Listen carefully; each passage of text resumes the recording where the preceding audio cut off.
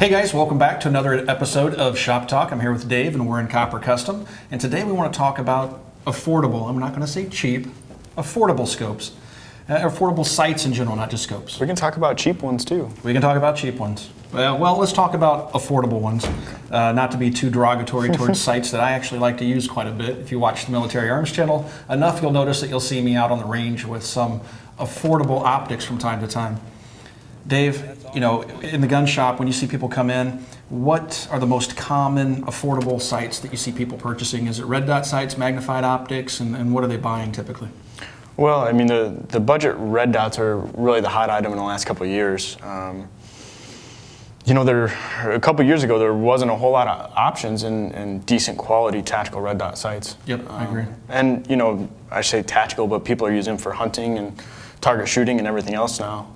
And the quality seems to be pretty decent. One of the most popular is this little Bushnell. These little guys are really popular, less than $100. I know that if you see some of the other reviews on YouTube, you're going to find that people talk these things up.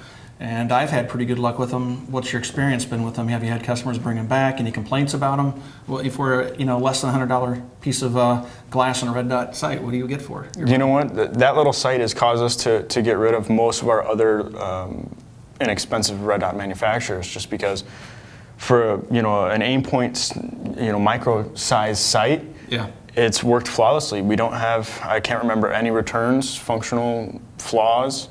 They seem to hold zero and are very durable. What's kind of neat is, they have the target towers here on the top, has the adjustable brightness knob here, and it's AEM.T1 micro incised. You have different scope or bases that you can use with it. I think it comes with this 1913 base. Mm-hmm. It's just a neat sight for less than $100. But there's some other stuff out there if you're looking for some of the tiny reflex sights.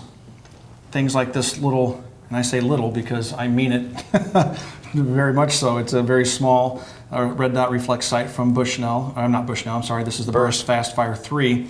So it's in its third evolution. I will go ahead and say that in the first edition of this, the original, I broke a couple of them. They didn't hold up very well to the recoil. But by the second edition and now the third version, I've had pretty good luck with these. What have you experienced with customers bringing them back? Anything like that? Any feedback? Well, the Burst Fastfires, they did get a bad rap on their first, when they were first launched. And these were a popular sight to put on handguns, and that's when you really see the true test of durability for a small sight like this, because you have the wear and tear of reciprocating on the slides as they fire. And so they had some issues. Yeah, we had some broken ones. We had to send them back. Now, the Fastfire 3s have seemed to be a big improvement as far as durability goes. And they've improved battery life too, haven't they? Mm-hmm. Yeah. But here's another thing about the Fastfires is Bushnell actually offers a similar sight now that again has held up pretty well. That's a little bit less expensive. So there are some other good options that may be less expensive, may not be quite as rugged as the Burst, but at a lower price point that are still good. Yeah, like I said, I've had pretty good luck with them. There's a number of different manufacturers that make these that are affordable. The Doctor sights, although those aren't exactly affordable. Vortex has one. I tested. Vortex has one? And I've beat the snot out of that little thing. I had it with a 12-gauge shotgun, dropping it on the ground, and it held up just fine. And of course, the Fastfire 2 that I have has held up very, very well. All of them are good alternatives to the high-priced RMRs and Delta points out there. Yeah, I think they're a good alternative. Now, before we get into some of the other sites that we have here, let's talk a little bit about why somebody would want to buy a budget sight. I mean, if you're like me, I'm going to go ahead and say why I buy them. I have a lot of guns. And honestly, I cannot afford to put an AEM.T1 micro in everything I own, and that's one of my preferred red dot sights.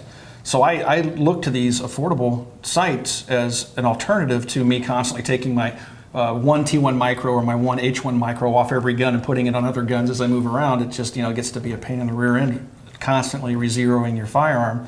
So I turn to these. I mean, do people come in and specifically look for these, that prefer these? Like, are they buying these as option or alternatives to aim points and putting them on their go-to guns? You have a little bit of that. I mean, we have so many customers. Everybody are coming from different points of view, different financial availability. Some guys just don't have the budget to spend $400 to $600 on a sight for their gun. Right. So they got to look in that $100 to $200 range. And where there wasn't a whole lot of options before. I think the market now has a lot of good options in that price range now. One of the companies that's really surprised me as of late is Primary Arms. At first I wasn't all that keen on their products. I kind of avoided them, and some of the first generation sights, which is typical, had a few problems. That's been years ago. The stuff I'm seeing coming out of Primary Arms today is actually kind of blowing me away. I've been very impressed with their red dot sights and their magnified optics as of late. Yeah, in the last few months when we've had a few products in here, and it's been hit after hit after hit with them. The 1000 for 1000 build was our kind of first one where we were just really blown away with the quality for the price. And we don't have a video up, but we tested another sight from them this weekend that performed surprisingly well. That's the Primary Arms Pack 4. It's the fixed 4 power. It's about an ACOG sized sight, has a magnification of 4 power, and it has a bullet drop reticle in it that's been really made popular by another affordable sight, which is the Hilux CMR. It has the horseshoe reticle and then the bullet drop compensator out to 800 yards. I put that on my Robinson Armament XCR 5.56. We're shooting some Wolf gold ammunition, and we were making solid hits using that BDC all the way out to 850 yards on a man-sized steel target. If I wasn't there seeing it firsthand, I wouldn't have believed you if you told me that. I know, and I have video. Actually, I'll roll some of that video in. I was blown away by the fact that thing was hitting so far out with a 5.56. Yeah. Rock solid zero, quickly zero. Got the sight zeroed on the gun, and then it just maintained that zero all the way out. I was thoroughly impressed. I have more testing to do on the sight before I give it the thumbs up, but holy cow. I was totally taken by it. Not only getting that kind of range out of it, but also as we were walking it out there and shooting at different yard lines, that BDC was on at every single distance. From 100, every 100 yards we were shooting at steel, all the way out to 800, and then there was a little man-sized ringer at 850 that's kind of in between the berms. And I said, you know what, I'm going to try to hit this thing, and bam, bam, bam. It was unbelievable. I simply couldn't believe it. And again, when you come over and take a look at this sight that we have on the 1,000-yard, $1,000 rifle, this is a Primary Arms 4x14 front focal plane. For a couple $100, you're getting a sight that has really clear optics. It's a mil reticle. It's a first focal plane sight. I thought when I got it, for the money, I thought this thing's going to be complete garbage. It's not going to maintain zero. It's going to walk all over the place when we do a box test. No, this sight works. And again, it's been really kind of exciting me about Primary Arms. So this is the sight that I'm going to leave on the rifle, and we're just kind of going to go from there. I think it's you just can't beat it for the money. You simply can't. We tried more expensive options that fell apart. Right. Or didn't have the clarity. It's not top grade glass you're going to see on a lot of long range guns, but it's sufficient, to easily reach out there to 1,000. Right. And when you're talking about optics clarity, that does cost money. If you're going to spend $3,000 on a sight, you'll know it's a $3,000 sight. But if you're looking for something that's functional, when you're looking through this, like some of the cheaper optics that we were playing with, there was discoloration around the reticle itself. You see shifting lights of blues and reds. The reticle wouldn't come into sharp focus. You had specks of stuff all over the glass. Yeah. This thing has none of that. It has very clear optics. The reticle's crystal sharp. You can dial it in with the diopter here on the ocular side and bring it into real sharp focus, something I struggled with like the Lucid sight. I couldn't get it to focus. This thing was just amazing. So yeah, and again, you're talking under $300 for a sight that does that type of, has that type of performance. But there's other stuff out there. I talked about the CMR. This is another one that I came across last year. This is Zeiss, and Zeiss is a big name in long-range optics or just quality optics. Quality optics, period. And this is a 1-inch diameter tube. It has magnification I think it's 4 power all the way up to 12 power. It has a mil reticle, and this little guy comes to market for $349. It's made in Japan, so it's not made in Germany like traditional Zeiss stuff they outsourced.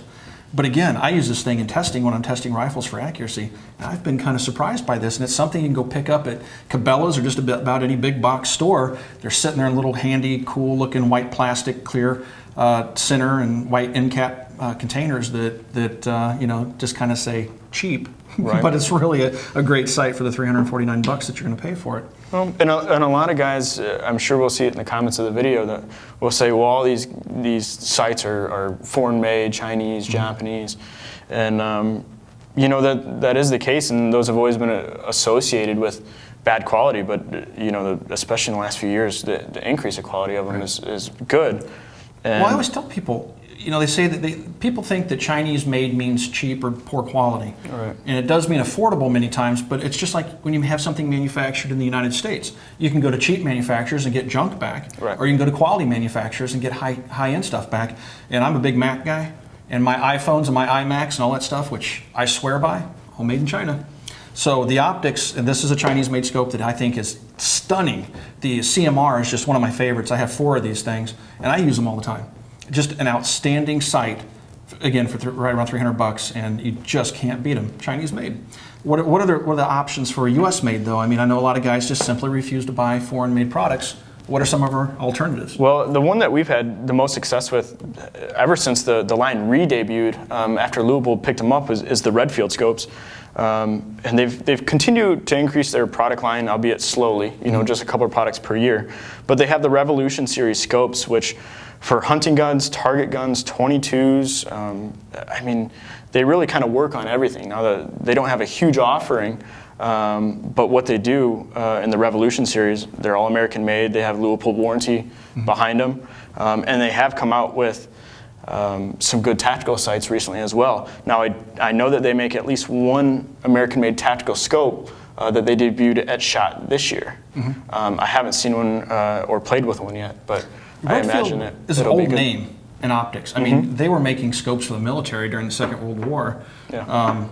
You know, they're a really old name. They've kind of gone in and out of business. If I remember right, they kind of went into bankruptcy, and they've come back, been resurrected, and now we have this new product line. But what's the quality of these things? Are they decent for the money? You know what? To be honest, in the Revolution series, I can't remember getting one back on a repair, or even nobody's even brought it back and said they didn't like it. You know, everyone's been happy with them. They're just really nice scopes for the money if you want a U.S.-made product. Now, that's the Revolution series. They do make a less expensive foreign-made called the Revenge series, which you know, I don't even stock just because I have so much luck with the Revolutions. Yeah. People will usually pay the little bit more money for the American-made product. You know, I'm going to get lynched for this, but I'm really bad about using cheap scope rings. It's just because, it's not because I go out and purposely buy them, it's because, well, just like my SRS Tactical sitting back there, or Desert Tech bolt action, I got the thing in, I wanted to take it to the range, I could not find anybody that had 34 millimeter rings in stock. Got on Amazon, ordered some really quick, had them delivered on Saturday delivery. Weavers, $40 I think I paid for them. And you know what, that thing's shooting half MOA with factory ammo with those cheap rings. I'm not saying go out and buy cheap rings. You know, I do that not on purpose. I do it because it's usually me being in a hurry and trying to find whatever I can find. I'll upgrade the rings eventually, but you know, you don't even have to spend a bunch of money on rings. Like here's one of my favorite sight mounts. LaRue makes some great stuff. Really expensive. Yeah. Matter of fact, I think the mount costs almost as much as the sight that it's holding. Probably, yeah, just as much. Yeah. So is it required? I mean, what's your experience? Do you need super expensive rings? Well, I mean, there's a lot of you know, mounting manufacturers out there who make good stuff for the money. I mean, the 1,000 for 1,000 build standard Weaver 6-screw tactical rings. They are aluminum. They're not steel. Greatly reduces the price, but they do have 6-screw with a large bolt for the mount, and I've never had issues with them. Right. They are very, very good rings. You know, it's kind of goofy having, you know, $4,000 or $5,000 rifle and putting $40 ring or scopes, not scopes, scope rings on a rifle. It's probably not a good practice. I'm not recommending you do it, but you know, if you need to in a pinch, or if you're just on a budget, give them a try. There's some good ones out there. Yeah, I think so. All right, well, guys, if you have any questions about anything you've seen in this video, you can ask those questions on our Facebook page. You can find us on Facebook at www.facebook.com/military arms. Also, please swing by and check out Copper Custom on Facebook, which is facebook.com/Copper Custom. Thanks for watching, everybody. We'll talk to you guys soon.